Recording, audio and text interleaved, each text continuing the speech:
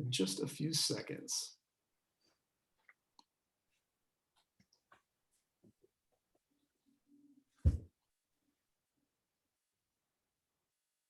Hey everybody, this is Jeff Martin with Magic City Books here in Tulsa, Oklahoma. We're so thrilled to have you and have you join us, whether you're watching on Facebook Live or Zoom or all the different platforms we're streaming to tonight.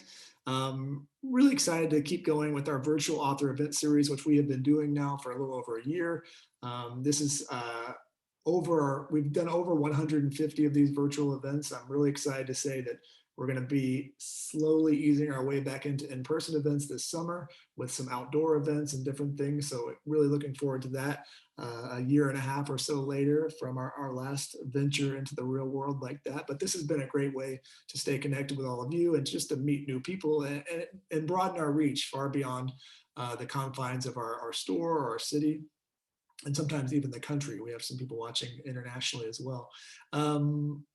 We'll keep doing this for a little while. We do have a very busy couple of months. I would encourage you to go to our website, magiccitybooks.com, and you can see all of the things we have coming. I would say a particular note to check the end of May into early June. We have a lot of programming that is around the centennial of the 1921 Tulsa Race Massacre. We have a lot of programs and conversations happening. That's everything from Don Lemon from CNN to we're doing a program with Damon Lindelof, who created the Watchmen television show on HBO. That actually will be an in-person real event here on May 30th. So you can see all of those things on our website, magiccitybooks.com. We don't do a lot of Friday night things, but I'm really excited about this evening's event. I'm sure that many of you, or most of you, read The Boys in the Boat, which I think, not to embarrass our author tonight, but is I think one of our kind of quickly became kind of a 21st century nonfiction classic, and as a book that is, you know, it kind of became a phenomenon and has been one of those books that, you know, I hear people just recommending to each other all the time. And it has these legs, it has this long tail that great works of history can have. And so I think we were all really excited when we heard about the new book we'll be talking about tonight, and also that we would have an opportunity to do this event. As always, I'm thrilled when I get to be an audience member like you and have a seat and enjoy it. And that only happens when we have a guest moderator.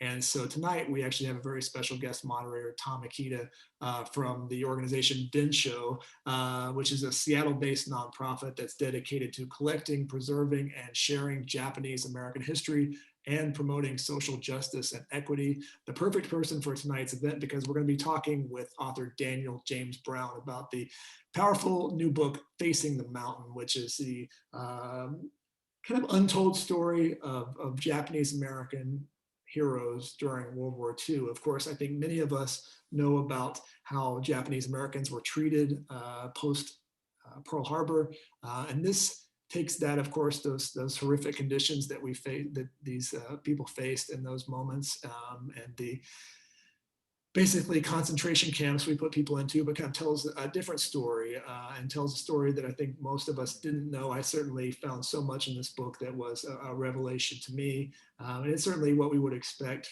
after reading the work that Mr. Brown has given us over the years. So Tom and Daniel James Brown will be in conversation tonight. I'm sure if you have questions, this topic certainly provides opportunities to ask lots of questions. Please put those into the Q&A, and we'll try to get to some of those. If you need additional books for tonight, many of you have the book already. Please, we'll put links here into the chat, and you can get the book directly from us, or multiple copies if you'd like to give it. This is certainly a great gift book as well. But without any further ado, I would like to welcome our very special guest, our moderator, Tom Ikeda, and Mr. Daniel James Brown, the author of Facing the Mountain. Thank you, gentlemen, for joining us tonight, and I will let you both take it from here. Great. Thank you so much, Jeff, for the introductions and the background. Yeah, hi, Dan. Great to see you. And I guess the first question, the book came out this week, and it's only been out for a few days, but I'm curious, what are your thoughts about the initial reaction to the book? Yeah, this is always, the first week is always really exciting. You're not quite sure what's going to happen. I'm really pleased, actually. We've just gotten some terrific reviews in the last few days. And that's, of course, one of the things you sort of hold your breath for, is to see how it's treated in the press. And so it's going great. It's off to a good start. Right. So I'm going to start by just talking about the making of the book, and Jeff did that introduction about the boys in the boat. And I had read the book about 6 or 7 years ago, and we had actually met about 5.5 years ago. And I remember we were both at an awards ceremony in Seattle, getting an award from the mayor there, and you were getting the award from The Boys in the Boat, which was one of my favorite books. And Jeff talked about some of the reasons for that. And I was there to talk about Densho and our collecting of Japanese American stories, especially the oral histories. And I remember we were on stage chatting, and at some moment, we just start talking and about Japanese American history. And I remember coming away from that conversation thinking, you're genuinely interested in Japanese American history. And I wondered, what your thoughts were when we met and what you did after that.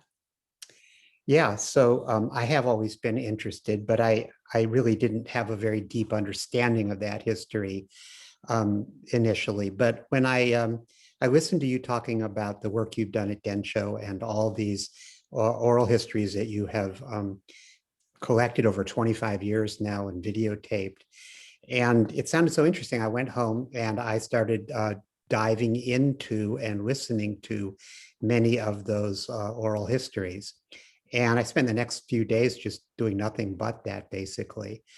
And I was just mesmerized by some of the stories I was hearing. They were obviously all about Japanese Americans, but they were also just the kind of stories I gravitate toward. A lot of them were stories about people, ordinary people facing really extraordinarily difficult challenges and coming together and overcoming them. And as I say, that's what I'm drawn to as a storyteller. So I knew right away that I thought there's a huge potential there to take some of this and put it into the form of a book.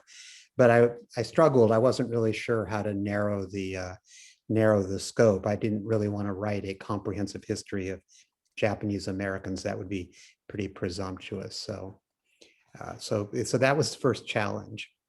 Yeah, so I remember that time, and having read The Boys in the Boat and the rich storytelling, but also the in-depth history. It was fascinating for me to work with you during this time period because I got a glimpse at your research. I mean, you really dived into the stories. I've worked with over 100 authors, filmmakers, educators who have used our materials to create something. But you brought something different in terms of your research, which kind of is telling in terms of how you do your work. One quick story for the audience. I remember in particular when you went to Hawaii to do some research, and you came back, and your wife Sharon was with you, and I remember her coming back and just sharing these letters from the chaplains of the Japanese American 442 unit and how powerful those stories were. And so at some point I was learning as much from you as I think you were learning from me about Japanese American history. So that was a really fun moment. But then at some point you had to kind of narrow, you had to figure out, as you're saying, what you were going to say. How did you do that? Yeah, so, well, as you know, I went back and forth with you and started to talk to the family members of some of the folks you had interviewed. And it gradually sort of came down to me to, I decided I wanted to focus on a particular thing, which was young Nisei, second generation, draft age Japanese American men immediately after Pearl Harbor. I mean, like the day of Pearl Harbor, suddenly, immediately confronted this dilemma. And over the next few months, it really became a more and more difficult dilemma to figure out. Their families were being incarcerated. They, in many cases, were being incarcerated. People were having to walk away from their homes and their businesses and the land they had farmed. They were having to sell their possessions for pennies on the dollar. They were having to stop going to whatever school they'd been going to. And yet, like millions of other young American men, some of these young men wanted to do something to serve the country. Some of them wanted to join the US Army, but they weren't allowed to do that because of their ancestry. So I just thought, well, this is a really interesting dilemma, and I'm going to try to find a limited number, and in this case, it turned out to be 4 young men whose lives and whose families I could really bring to the readers and introduce to the readers to see the ways that they dealt with this problem that they faced. As you're talking, I thought of something in terms of the terminology you use. And I noticed you've adopted a lot of the terminology that we use at Densho in terms of, rather than saying internment camps, you say incarceration. And in fact, I think in the book you use the term concentration camp, which as a historian, as a public historian, I appreciate, because that actually was a terminology that people like President Roosevelt, politicians, and others actually used that term. And it was only after people found out about the concentration camps, the death camps in Europe, that they started switching that terminology. It was kind of interesting, and I just wanted to mention that to the audience. And in no means are we trying to equate the camps that held Japanese Americans in the United States with the death camps in Nazi Germany. But the terminology is correct in terms of calling them concentration camps and saying incarceration rather than internment. So I just wanted to bring that out. Yeah, I just want to interject. I mean, I think that's true of a number of terms. A whole set of euphemisms have grown up around what happened to Japanese Americans, in the 1940s. And I have always felt that to tell an honest story, you have to use honest language. So I've tried very hard to do that. These were in fact concentration camps, but of course they were not death camps and slave labor camps, and nobody should conflate those. But I really think that as an historian, that's part of our responsibility, is to use language that is accurate and unflinching. So I'm glad you brought that up. Yeah, no, thank you. And when I think of concentration camps, I know it's a hot word for a lot of people, but simply I think of it as when people are placed in these camps, not for what they did, but for who they are. That essentially kind of gets to that realm of concentration camp. Yeah. In terms of holding that. So let's go to the talk about the 4 people. And the first person we're going to talk about is Gordon Hirobayashi, who grew up in the Seattle area, so I know quite a bit. And we actually have a photo of him. This is a photo when he was getting married. I think it was actually in Spokane with Esther Schmo. So Dan, tell me why you brought Gordon into the story. Yeah, I think that photo was taken just a few days or weeks before Gordon was sent to federal prison. Gordon was an exceptional young man. He was at the beginning of World War II. He was a student at the University of Washington in Seattle. He was a Quaker and a conscientious objector. And for one thing, a curfew had been imposed on anybody of Japanese descent in Seattle, as it was in many cities on the West Coast, an 8 p.m. curfew. One of the first things Gordon did was to defy that curfew. He not only defied it, but he began to keep a logbook or a diary in which he recorded the fact that on particular dates he was staying out past 8 p.m. And then when it came time for the Japanese American people of Seattle to get on buses and be taken to first the assembly center in Puyallup and then on to these different concentration camps, Gordon didn't get on the bus. And so he became the last Japanese American living in Seattle briefly. Instead, he wrote out a very carefully argued, reasoned statement outlining in sort of constitutional terms why he thought both the curfew and these incarcerations were illegal and unconstitutional. And he took that statement down to the FBI office in downtown Seattle, walked in, laid it on their desk, and turned himself in, which began a series of court battles that went on pretty much through the whole war and saw Gordon incarcerated a number of times as he fought his case up to the Supreme Court. And a lot of your research was with oral histories. And one of the things we did at Densho, we have about 1,000 video recorded oral histories. And to give the audience just a sense of some of the research you did for the book, we have a short video clip of Gordon. It was where he's describing kind of that moment when it hit him that he had to actually challenge the government. He was a University of Washington student at the University of Washington. He was studying in the library with some of his white classmates. And there was an 8 p.m. curfew for Japanese Americans on the West Coast. And it's just a few minutes before 8 o'clock. So let's show this clip of Gordon. And then one day, I'm dashing home. Hey, Gordon, it's 5 to 8. I grab my stuff and it takes about 5 minutes to get home. So I'm just dashing home. And it hit me.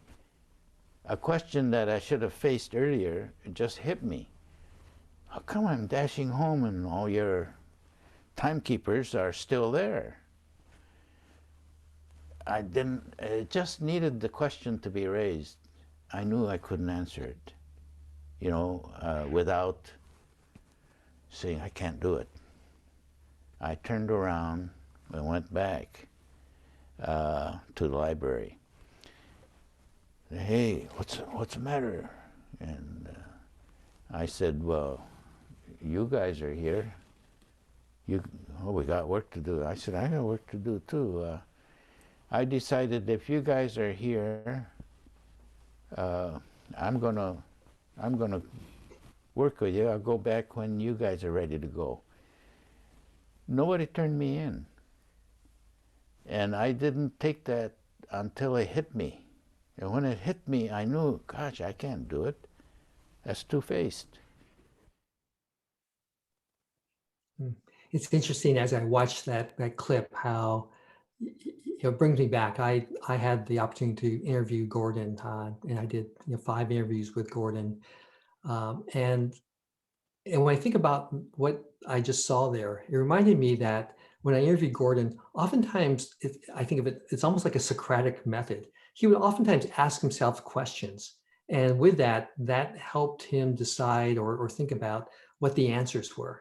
And in a similar way, in a few weeks after asking the question about the curfew, he asked that same question about the exclusion order as they were removing Japanese. He asked the question, I can't do this either. What did you see in that, Dan? Yeah, well, that's exactly right. I mean, one of the reasons that Gordon is so interesting as a character is that he had very strongly held principles, and he articulated them very well. And there were many other young men, particularly in the camps as the war went on, that also resisted the incarcerations, and they resisted being later conscripted into the army when their families were being held against their will. But Gordon started very early, and he based everything he did on, as you say, this sort of Socratic method of figuring things out, debating the issue, working it out in his mind, and then oftentimes putting it down in writing. He kept, when he was in the King County Jail in Seattle, he kept a journal that I was able to look at. And he was very carefully thinking through the consequences of the decisions that he was making. Yeah, no, I just remember talking with him because, yeah, he was so principled in his thinking and as you say, so thoughtful. We're going to move to the 3 other men. And before we do that, I just want to remind the audience, if you have any questions about what we're talking about or some questions that come to mind, feel free to use the Q&A at the bottom and to ask us questions, and we'll bring them into the conversation. And so Gordon, and you write about and talk about, he exhibited this courage to stand up to the government. The next 3 exhibit a different type of courage. They were all members of or joined the 442nd Regimental Combat Team. And this was a segregated Japanese American infantry unit that fought in Europe. And tell me what you learned about the 442nd. Yeah, well, it was a revelation to me that there was such a thing. First of all, I know a lot of people that study military history may have been aware of that, but I wasn't. It was a huge breakthrough for a lot of these young men who did want to serve. They were flat out refused. They were prohibited from enrolling or enlisting in the military between early 1942 and early 1943. But then the Roosevelt administration reversed course in early 1943 and created this originally all volunteer, all Japanese American fighting unit, the 442nd Regimental Combat Team. There was also a separate group that had been formed in Hawaii from Japanese Americans who had already been in the service when the war broke out. The Army was prohibited from discharging them from the Army because of anti-discrimination laws. So they eventually became the 100th Infantry Battalion and fought alongside and became part basically of the 442nd. But the 442nd went on to fight after basic training. They went to Europe, fought in Italy and in France and Germany, and then back in Italy again towards the end of the war with absolutely astonishing casualties and also an enormous number of citations and awards. Yeah, what I liked about what you did in the book too is, not only do we have that history, but you got to some of the motivations of the men. I mean, I'm sometimes asked, why would these men volunteer to fight for the country that, in the case of the mainland, had their families in concentration camps, or in the case of Hawaii, they're being discriminated against. And I think about some of the answers, and there is no one answer. I mean, some of them were very patriotic and just felt this is my duty, and I'm going to do this. Many of them did this because they felt that, well, if we did this, if I served, it might make it a little bit easier for my family, and maybe they'll be treated a little bit better. So again, there was a wide spectrum of that. But let's go to Katsugo Miho. Katz Miho. Katz was his nickname. And so, Sarah, can you bring up the photograph? And so Katz grew up in Hawaii. So tell me about Katz Miho and his role in the book. Yeah, so Katz grew up on Maui at a time when Maui, like many of the Hawaiian Islands, were largely just one big sugarcane and pineapple plantation or series of plantations. The plantations were racially segregated, or I should say stratified.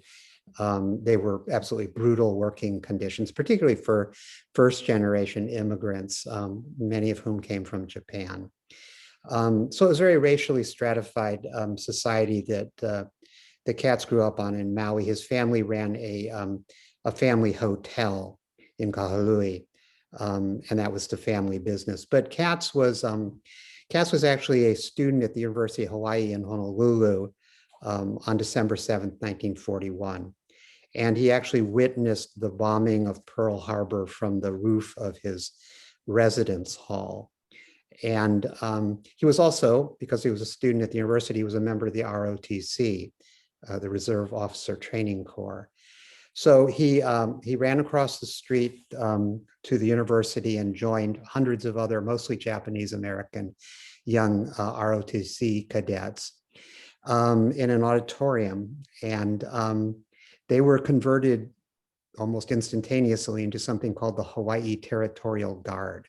So the night of the attack on Pearl Harbor, Katz found himself down on the Honolulu waterfront, patrolling the waterfront, guarding against what everybody expected would be a Japanese invasion that might come at any moment. And so let's show another clip. And this one comes when you're doing research in Hawaii from the Center for Oral History from the University of Hawaii. And so, and he's talking about the Hawaii Territorial Guard. So Sarah, let's show this clip. Our group of University of Hawaii students were dropped off as guards over area in the dark on 4-hour shifts. And for 2-3 nights in a row, we were serving as, I don't know what we would have done, because we were given a loaded rifle. We were given a loaded rifle with 5 rounds of ammunition. We didn't even know how to fire the gun. But we were given this rifle. We were told, you load it this way, and this is the way how you lock it in case anything happens. And to this day, I wonder, what was if anything happened was what they were referring to, because not that nothing happened, but what if anything had happened, what were we supposed to do, because we're not giving any kind of orders. A month and a half later, early in the morning, we got called up and said, hey, we're going to report down to Lanakila Intermediate School. And we woke up at about 2 o'clock in the morning. They woke us up at 2 o'clock. And then finally, about 5:30, a truck came by to pick us up. We were all fully packed and everything. We dropped us off at Lanakila. We wondered what was going on. We found out that the whole battalion was assembled at Lanakila. And then Major Frazier, who was the adjutant commander of the battalion, came up and told us point blank, right in straight in our face, he says, the reason why you are here this morning is because all you Americans or Japanese, I'm pretty sure he referred to it, Americans of Japanese ancestry, because of your ethnic background, you are being discharged herein right off the bat, right as of now, you are being discharged from the Hawaiian territory. Only the AJAs. And completely still a shock. Yeah, there's a lot in that clip. I know from the stories how fearful some of those men were guarding. I mean, they weren't really well trained. They didn't know what was going to happen, and yet they were also proud that they could do something to do their part in terms of defending the country. But I also like that piece where it was sort of where Katz is talking about the absurdity of what was happening too. I mean, they were untrained. They didn't really know how to fire the guns. And I just love the smile and laugh, when he did that. But there's also the ending of that clip too. And it was a very powerful piece in the book for me when you wrote about this. Talk about that ending. Yeah, so what a slap in the face to these guys. They're in the pre-dawn darkness on an athletic field. They are suddenly told that they are no longer welcome to serve in the Hawaii Territorial Guard for no other reason than their ancestry. And it was, as Kat said, it was a huge shock. Some of them mentioned hearing other young men in the dark around them crying. Katz himself was horrified and shocked. He went back to Maui and got a job on Maui, but he really wanted to serve. A year later, as I said before, the Roosevelt administration reversed course and created the 442nd Regimental Combat Team.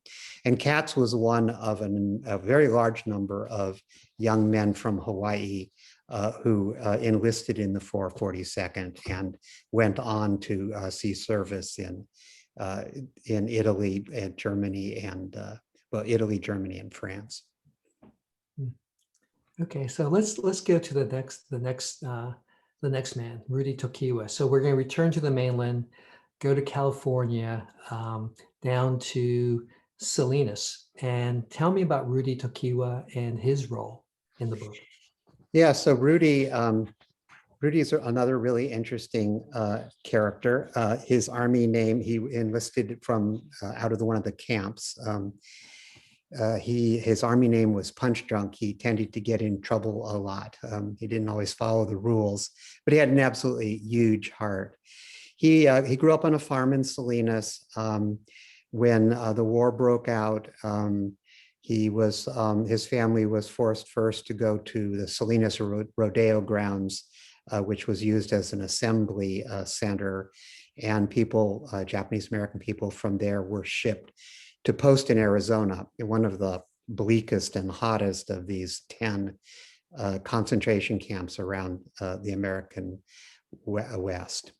And while he was there, the 442nd was created, and a very fierce debate broke out among the young men at Poston as to whether they should sign up and for the 442nd or whether they should refuse to sign up, and later, even if they were drafted, refuse to serve. So this debate went on at Poston. There were meetings down under the mesquite trees of these young men. Rudy was one of those who decided that, well, maybe he could make things better for his family and for Japanese Americans in general if he signed up and went off to war as a US soldier. So he did, and he saw very, very heavy combat in Europe. And we're going to show a clip of Rudy, but before we do this, as you were talking and as I thought about, so I interviewed Rudy also, and before tonight's event, we were talking about connections to Oklahoma, and I remember actually right after the bombing of Pearl Harbor, and just to give people a sense of the environment that Japanese Americans had to live with. After the bombing of Pearl Harbor, there were a lot of sometimes what we would call today hate crimes against Japanese Americans. People would be picked on, bullied, and I remember in Salinas, Rudy talked about there were some recent transplants from Oklahoma, and he ended up fighting them because I think they called him the J word, Jap, and he wouldn't take that, and so. There was all these incidences in terms of it, but I was just thinking, Oklahoma, and that just popped in my mind. Yeah. So before we show the clip, and you talked a little bit about the fighting that the 442 did, and this next clip is well. Before I go to it, can you talk a little bit about the fighting, especially when they were in France in the Vosges Mountains, and some of the things that happened that will set this clip up?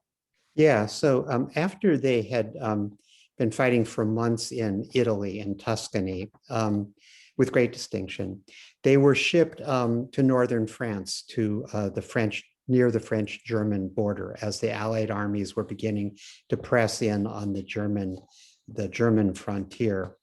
The 442nd was tasked with liberating, it was a little town there called Bruyères that was a railroad and highway junction. They were told to liberate that town and then to push beyond it into what's the Vosges forest, which is this very heavily forested, dark, mountainous country just beyond Bruyères. And they did, they fought for several days, took a lot of casualties, but liberated Bruyères, pushed on to a little village called Bifontaine. And by now they'd been fighting for days in rain and snow and sleet, and they were absolutely exhausted. So their commanders told them to take a day or two and find a barn or someplace to sleep and get a little rest. But in the middle of the night, they were awakened and told they had to go back into battle. And what had happened was the commanding general, General Dahlquist, had sent a part of what was called the Texas Division, a unit comprised mostly of actually Texans and Oklahomans. He had asked them or told them, ordered them to go deeper into the Vosges, and actually much deeper than he should have asked them to go. A number of them, about 200 of them, got cut off on the edge of a long ridge line, surrounded by the Germans. Many of them were wounded. Men began to die. Some of them had gangrene. They had no medical supplies. They ran out of food. They ran out of drinkable water. And so for days, they were up there in the mountains dying. Dahlquist knew he had blundered in ordering them that far in. He became desperate. He threw one unit after another up into the mountains to try to get them out. Nobody could get through to them. And that's the point at which he woke up the Nisei, the Japanese American soldiers from the 442nd, and he sent them up the mountain to try to get through to the Texas unit. And I won't entirely reveal exactly what happened, but by the time they came back down off that mountain, Full strength, before this whole series of battles began, the K Company, which was the company that Rudy Tokiwa belonged to, it probably had about 180 people in it. By the time they came down off this mountain, only 17 of them were still ambulatory, that were still able to walk. The others had been killed or wounded. So they suffered terrible casualties in this effort to get to the Texas unit. And so after all that, fighting, there's a event where the General Dahlquist wanted to address the troops, and you mentioned K Company. I mean, overall, the 442nd is about 4,000 at full strength, and after about 5-6 weeks of fighting, they're under 1,000 men left standing, and the 442nd is often described as one of the most highly decorated units, military units in U.S. history for its size and length of service. And they're, I think, noted. I mean, there are 21 medals of honor that came from this unit. For a unit of full strength of 4,000, that's extraordinary in terms of the numbers. But the majority of the medals were Purple Hearts because they took such heavy casualties. And this clip we're going to show of Rudy is talking about this event where General Dahlquist is in front of the troops, and he's expecting probably to see 2,000 or 3,000 men, but now I think we're about 700 or 800 men left standing. So let's show this clip of Rudy talking about this. The 36th Division commander wanted the 442nd to pass in review. And he said, all personnel of the 442nd will pass in review. So the 442nd passes in review, and like I say, you got 3 battalions plus headquarters, and they don't even have a battalion out there passing in review. So General Dahlquist turned around and he said to the colonel, when I order everyone to pass in review, I mean the cooks and everybody will pass in review. And Chaplain Yamada said, this is the first time I saw the colonel cry. And he said, this is all I have left. Can you imagine the feeling he must have had to think that he had to order people to go out and get killed when it was these people that put the families into concentration camp, and they're still there. Yeah, that clip always gets to me. I think about Rudy continued, and he continues, sort of being choked up and crying, talking about all the men who were killed, and also the irony, or not the irony, just the difficult situation where not only him but a lot of other Japanese Americans were fighting against fascism while their families were in concentration camps back in the United States. And so it was just a really hard thing for him to think about at that moment. Dan, what did you see?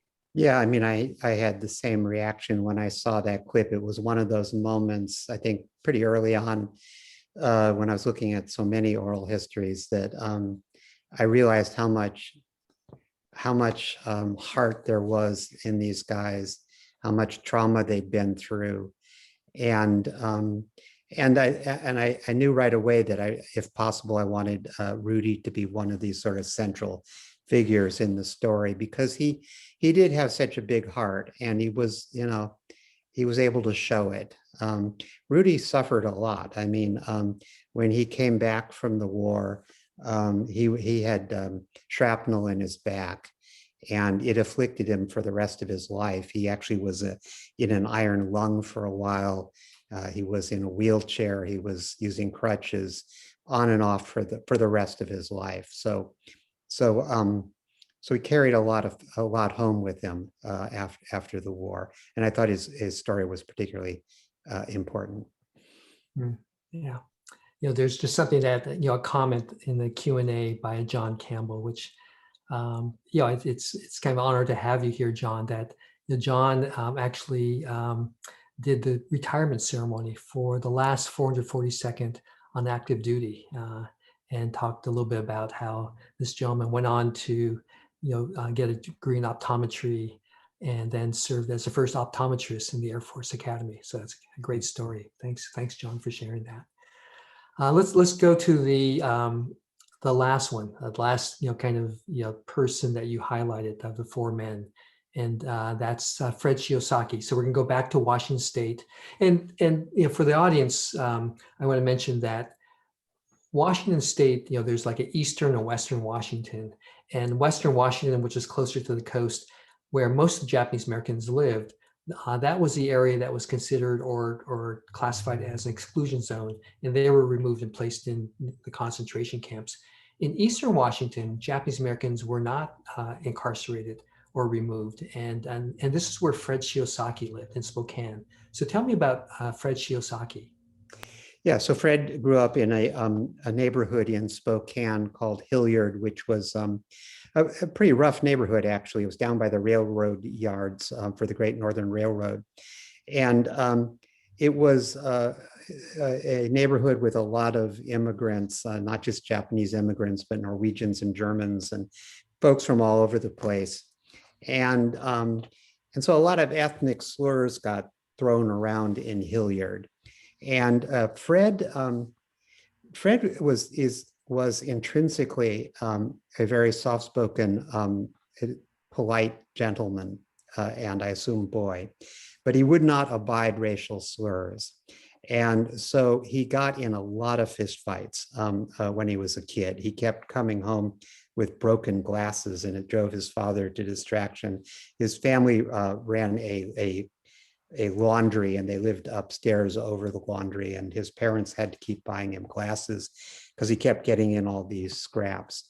But the thing about Fred, he just had this, although, as I say, he was sort of soft-spoken and very polite man, he also had this inner core of steel. And when you got his dander up, it was up. And I would characterize him as a man who didn't want to fight, didn't like to fight, but definitely knew how to fight. And so he tried to enlist shortly after Pearl Harbor, was not allowed to enlist. But when the 442nd was created, he immediately signed up and headed off to basic training and wound up in K Company fighting alongside Rudy Tokiwa. Mm-hmm. When you were doing your research, it came at a time when the people you highlighted or focused on, most of them were already gone. They had already died. But you had the opportunity to actually meet and interview Fred Shiosaki. Unfortunately, he passed away last month. But tell me a little bit about your relationship and what you were able to find out by actually talking with Fred. Yeah, so I mean, as you say, Fred was of the four men I profiled, Fred was the only one who was still alive when I began. And with the help of his son, Michael, I was able to spend quite a few hours sitting down in the retirement home where Fred was living, talking to him about his boyhood and his service in the 442nd and his later life and everything about his life, basically.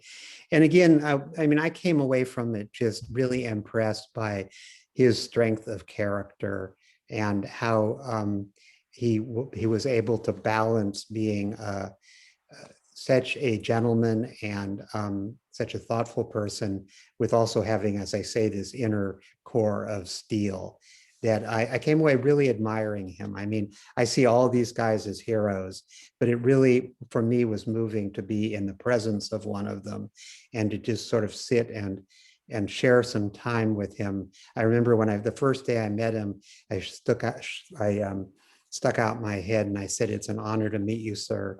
And he just shook his head and said, "No, I'm honored to meet you." And I was just like, so Fred, I mean, this guy's a decorated war hero. and I'm this guy wandering in off the streets of Seattle that wants to write something. So anyway, a huge fan of Fred Shiosaki. Yeah, I didn't know that story. That's a good story. So we're going to show a clip of Fred, and this clip is after the war. He's now on his way back to Spokane. He's on a train or at a train station in Washington D.C., and he meets one of the soldiers that the 442 actually saved from the Lost Battalion. So let's show this clip. I was on the train by myself, and we stopped in Washington D.C. And I was actually, from that railroad station, you could see the Capitol building. I'm sure that must have been the Union Station. And I was sitting there looking out the window, and this GI came out, I think he's a buck sergeant, and he stopped and he looked at me and he looked at my patch. He says, "Hey, you were the 442nd?" Yeah. He says, "Were you at the Lost Battalion?" And I said, "Yeah, I was there." He says, "I was in there." So he was one of the 200 men that you rescued. Yeah, anyway, it's one of those things. I could just feel myself getting I was angry, God, and I turned to him and I said, "Do you know how many men we lost getting you guys out of there? You know how many of my friends died in there?" And well, he said, you know, if you guys were in there, we'd have come after you." And I shook my head and I said, "Well," he said, "anyway, I want to thank you." He put out his hand and I turned away and looked out the window. Yeah, Fred continues with that clip, just talking about how angry he was, and but also in retrospect, how ashamed he was that he didn't, shake the hand. He just said that it was kind of irrational, but all he could think about, so raw to him, all his buddies that were killed, and I just wanted to mention in terms of, gratitude, the state of Texas after the war. The governor, it was at that point, John Conley, made all the members of the 442nd honorary Texans, in recognition for, for the rescue. And so there was that gratitude, but it was just so raw. But what did you see in that clip, Dan? Yeah, again, you see that sort of mix of the will and the gentler side. I mean, I love the way Fred smiles in that clip towards the end. He recognizes that, he probably should have done something different than what he did. But he also, one of the things that made Fred really helpful to me was he was very open. He was very willing to talk to me about his feelings and, things that went well and things that didn't go well. And he was quite open, and that's always helpful, obviously, for somebody like me that's trying to gather information and understand somebody's inner life. But like all these guys, he came home with a lot of pain. Fred moved after the war. He moved back briefly into the apartment over the laundry in Hilliard with his parents. And I know that in those first months after he got home, his mother often had to awaken him in the middle of the night because he was screaming, obviously having nightmares from PTSD, which happened to a lot of these guys, of course. So he carried it, he carried a lot of pain home, but like most of these guys, he went on and adjusted and had a very successful and happy later life. Okay. Again, I want to remind the audience, if you have any questions, please, put them in the Q&A, and we'll get to them as you ask them. My next question, Dan, is going back to, in some ways, the making of the book. You wrote this book over the last 5.5 years, and as a historian of Japanese American history, I couldn't help but notice some of the similarities of what happened to Japanese Americans during World War II. That, and for lack of better words, I said some things that were rhyming more currently that resembled what happened to Japanese Americans. And let me give you some examples. One was, about 4 years ago or so, you had the country doing the Muslim travel ban. And what was interesting to me when it came out was how it was portrayed as something as a national security reason. Although at that point, the President Trump said, well, but it was actually, he didn't want Muslims to come into the country. In the same way, when the government put Japanese Americans in the camps, they said, well, it's a military necessity. But in actuality, the military said, there really is no chance of invasion. It was just really a way to get Japanese off the West Coast primarily. So you had that similarity. You also had, on the southern border, the government, detaining and separating families and placing them in these detention centers that resembled the camps that Japanese Americans were in. And there was family separation and detention during World War II Japanese Americans. So there's also that similarity that happened. And I was wondering, as you were doing the history and writing the book, how these events, I think about, the racism and the hate crimes about Asians today. So that's another, thing that kind of is reminiscent of the World War II era. How did all these things sort of play to you as you're writing the book? Yeah, it was kind of stunning, actually, how things unfolded, because as I was researching and reading about and writing about hardworking Japanese immigrants coming to the West Coast and Hawaii in the 19th century, was exactly the time when there was all this rhetoric about immigrants in general, anti-immigrant rhetoric. As I was writing about families being torn apart by the exclusions and the incarcerations in the camps, as you mentioned, families were being torn apart on the southern border. So there were these echoes or these rhymes, and it didn't really change the facts of what I was writing about. The facts were the facts, but the parallels, as I was writing the book, the parallels between what had happened in the 1940s and what was happening in front of me every night on the news became more and more apparent. So I suppose to some extent it helped me decide what I wanted to pull forward and foreground in the book. But something else sort of happened to me as this was unfolding. I thought when I was growing up, I grew up on the West Coast in the Bay Area, and I thought I knew quite a bit about anti-Asian rhetoric and sentiment in California, especially. But as I was doing the background research for this book, I was reading a lot more depth about Chinese immigrants coming to California during the gold rush in the 1850s, 49 and 50s, and the horrific violence that was directed at them. There were lynchings and burnings and people being run out of town. And then a lot of that violence was transferred to Japanese immigrants when they began to come to Hawaii, and especially when they began to come to the West Coast a little later. And so that was sort of news to me, the depth of it, as I say. But then there was also, I learned a lot about this period that during which this notion of what they called the Yellow Peril became very prominent in the news media and in Hollywood and just sort of in the general American imagination.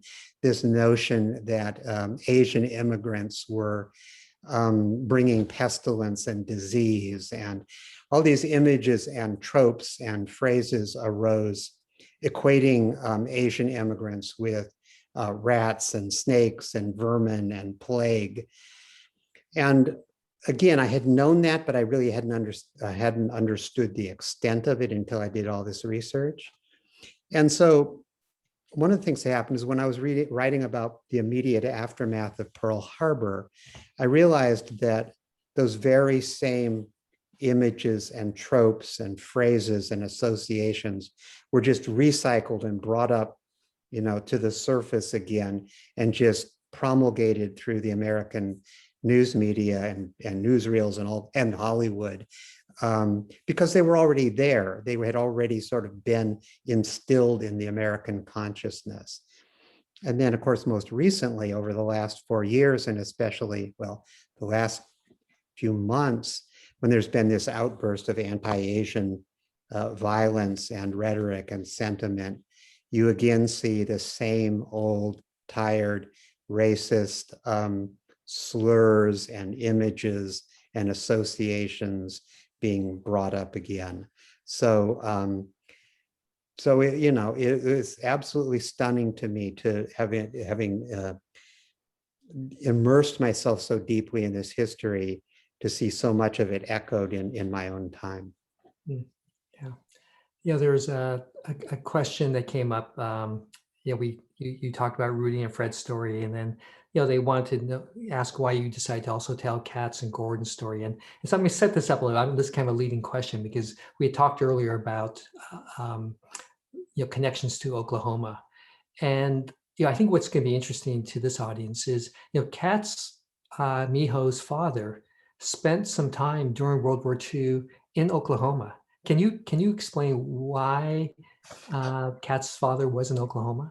Yeah, so in fact, the night that Katz was down in the waterfront in Honolulu patrolling the waterfront against a potential Japanese invasion, his father was being taken into custody at the Miho Hotel, the family hotel on Maui. Even before the war had begun, the government had drawn up lists of mostly first-generation Issei Japanese nationals who, for all sorts of reasons, they thought might not be trustworthy. And it could be anything like being a Buddhist priest or writing too frequently to the Japanese embassy to register your children's births so they could have dual citizenship, or being the editor of a Japanese language poetry anthology or a Japanese language newspaper. Any of those kinds of things could get you on this list. And Katz's father was sort of a community activist in Maui. He was involved with the local Japanese language newspaper there. So his father was taken into federal custody. Actually was taken to a place called Sand Island in Honolulu Harbor, along with hundreds of other Issei first generation men, kept there for months under horrible conditions. And then these men were shipped to the mainland to various places.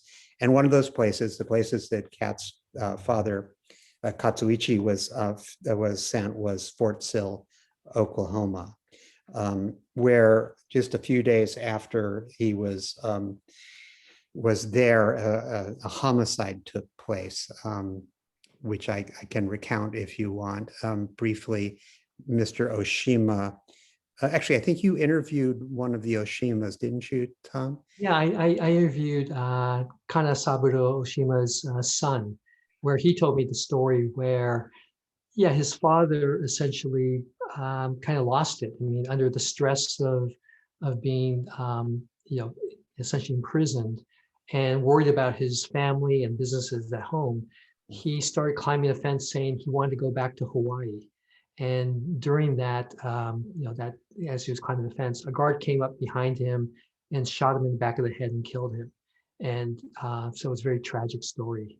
And that kind of led to, maybe my Fort Sill story, that a couple of years ago, the government announced that they were going to create a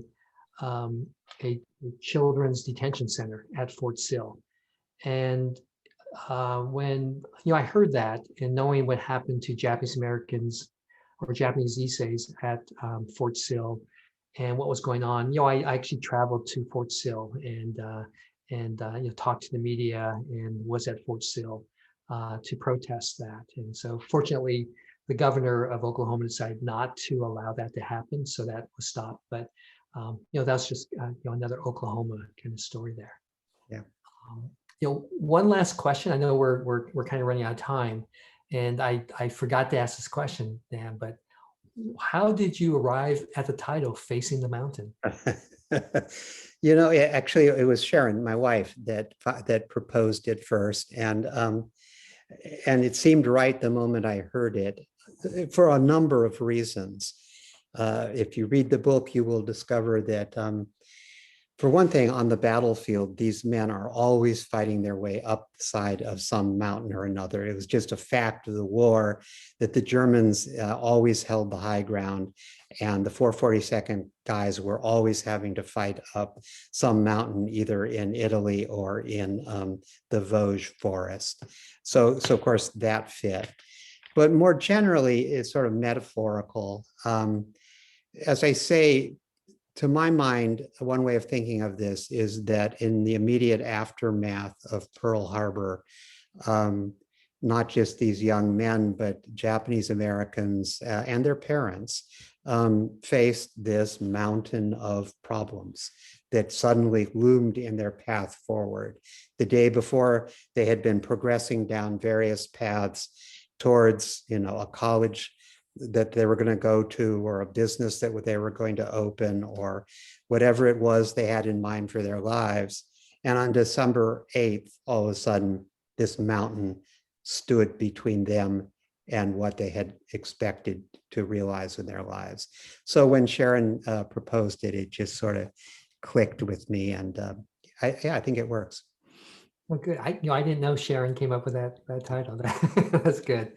Yeah, we're a little bit past 6 o'clock, or at least 6 o'clock West Coast time, and so we're done with the show. Dan, thank you so much, and just to let the audience, I'm a member of the Japanese American community, and just want people to know how supportive the community is of your work, Dan. That we have read the book, and it's just such a good telling of what happened. And so thank you so much, and thank everyone for being here tonight. Dan, any last words? No, I again want to thank you, Tom. As you know, I think better than anybody, this book wouldn't have happened without all the support that you and your staff have provided. And also, I always want to be sure to thank the family members who contributed so much to this book, and not just family members, but friends of these guys, both in Hawaii and on the mainland. A lot of people came together to help fill in the gaps and open up yearbooks and pull out newspaper articles and letters and tell me about their father or their grandfather or their grandmother. I should mention also that although this story focuses on these young Nisei men of draft age, it really is in many ways about these four families because these young men did not exist in vacuums, and the families are a very important part of the story. Great. And as we close, Sarah, can you put up the last slide just for people who want more information about the book? About the book, go to danieljamesbrown.com. And if you want, it says event information, but if you go to densho.org, you can get information about Japanese American history, and you can follow us at Densho Project. So again, thank you all for being here tonight and joining us. And we enjoyed it. Thank you. Thank you. Bye-bye.